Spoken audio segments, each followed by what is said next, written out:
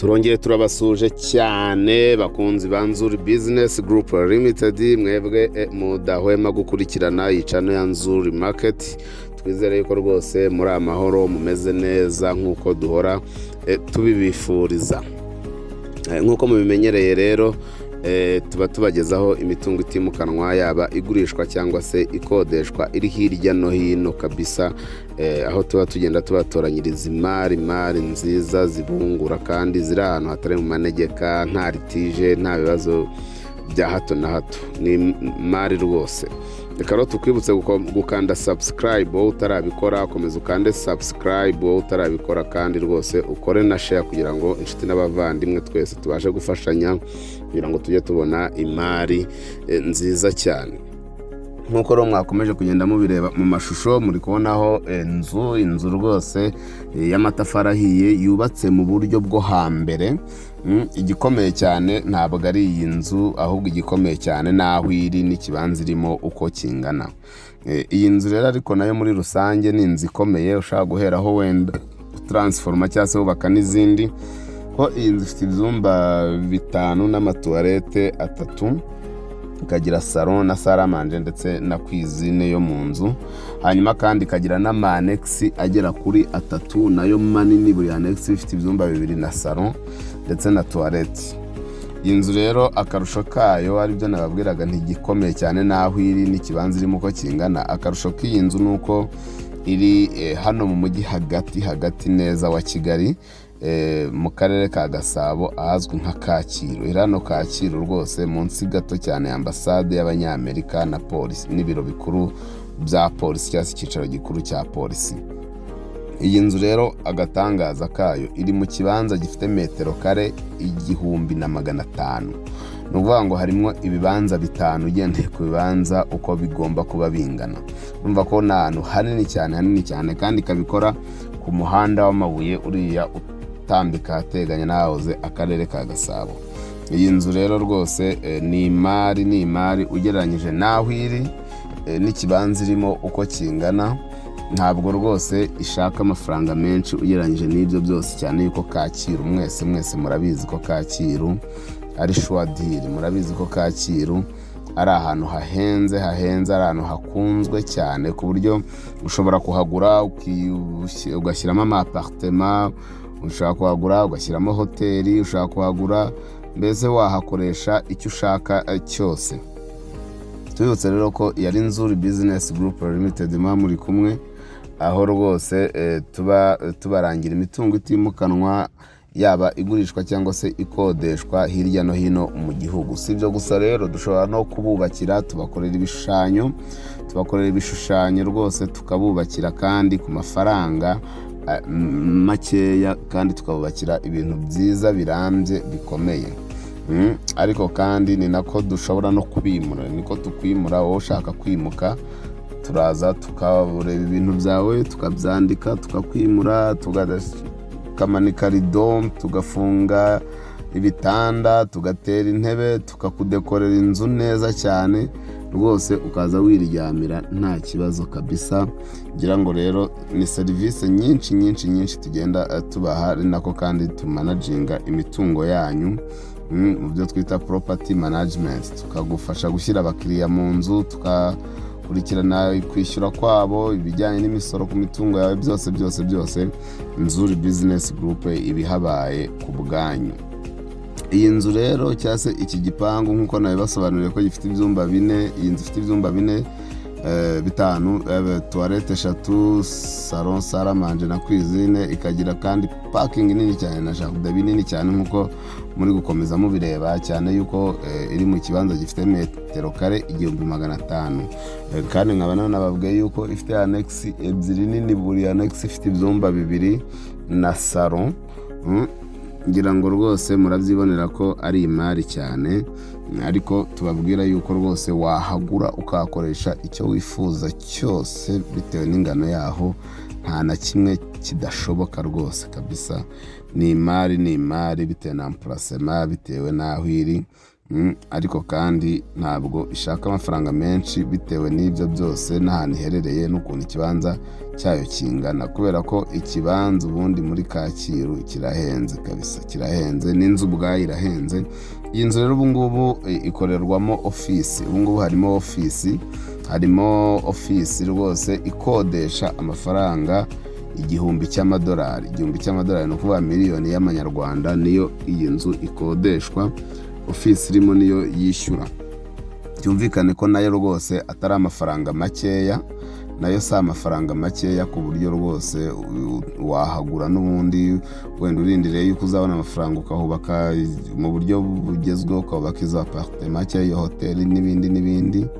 Ariko kandi muri icyo gihe utari wakora ibyo wenda ukaba winjiza iyo miliyoni ya buri kwezi, kuko nayo ntabwo ari amafaranga makeya, nayo si amafaranga makeya, miliyoni ya buri kwezi kandi ihoraho.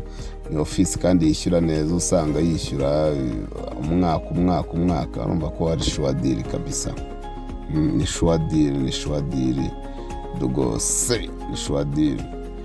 Yes, komeza rero ukande subscribe, wowe utarabikora komeza ukande subscribe kuri iyi channel, ndetse unakore share kugira ngo ujye ukomeza kubona ibyiza byose tugenda tukugezaho, ari uko twabivuze iyo mitungo itimukanwa, ikodeshwa cyangwa se igurishwa, ariko kandi unakomeze kugenda ureba n'andi makuru yose ajyanye n'imitungo itimukanwa, cyane yuko rwose tubagezaho ikiganiro gira icumbi buri munsi kuva saa 12 kugera saa 1 kiba gitambuka kuri Fine FM 93.1, ariko kandi kiba kiri live kuri iyi channel ya Nzuri Market. Bivuze ngo rero ushobora no kugikurikirana, aho uzajya ugenda usobanukirwa byinshi ku bijyanye n'imitungo itimukanwa. Ndavuga wenda byaba ari ukumenya imikoreshereze y'igishushanyo mbonera n'imiterere yacyo, kumenya imikoreshereze y'ubutaka n'imicungire yabwo,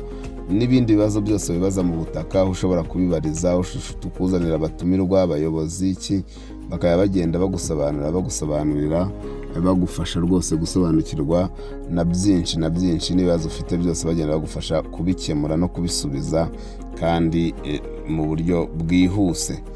Kurikirana rero ikiganiro gira icumbi kuri 93.1 Fine FM mugezweho na Nzuri Business Group Limited, ariko kandi kiba kiri live hano kuri iyi channel ya Nzuri Market. Kandi rero subscribe kugira ngo ujye wumva ibyiza byose tugenda tukugezaho.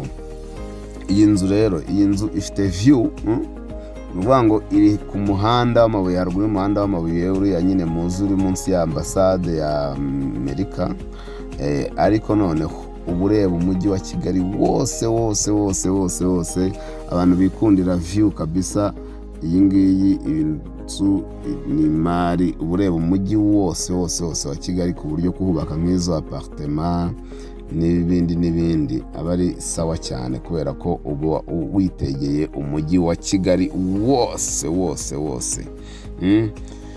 Uramutse rero wakunze iyi nzu cyangwa se n'izindi ugenda ubonaho ugashima, cyangwa se ushaka ko tukugurishiriza, urabona hari abantu rwose usanga ufite ikibazo swatene cya banke, n'urubanza se watsinzwe, wirindira cyamunara, ko cyamunara mw'abantu mwe zirimo zirahombya abantu. Ahubwo noneho wowe tangira wishakira umukiriya hakiri kare, uze tukugurishirize mu gihe gitoya, byibuze nawe ubashe kugira amafaranga usagura, ubashe kugira amafaranga usigarana, utarindiriye yuko bijya mu cyamunara. Urabona yanze uko inafite kwizine nziza rwose, iyo mu nzu. Aha ni mu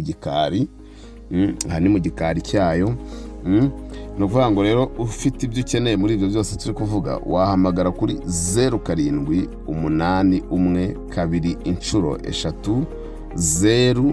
0781230123. Si ibyo gusa rero, ushobora no kuduhamagara ku yindi nimero yacu ariyo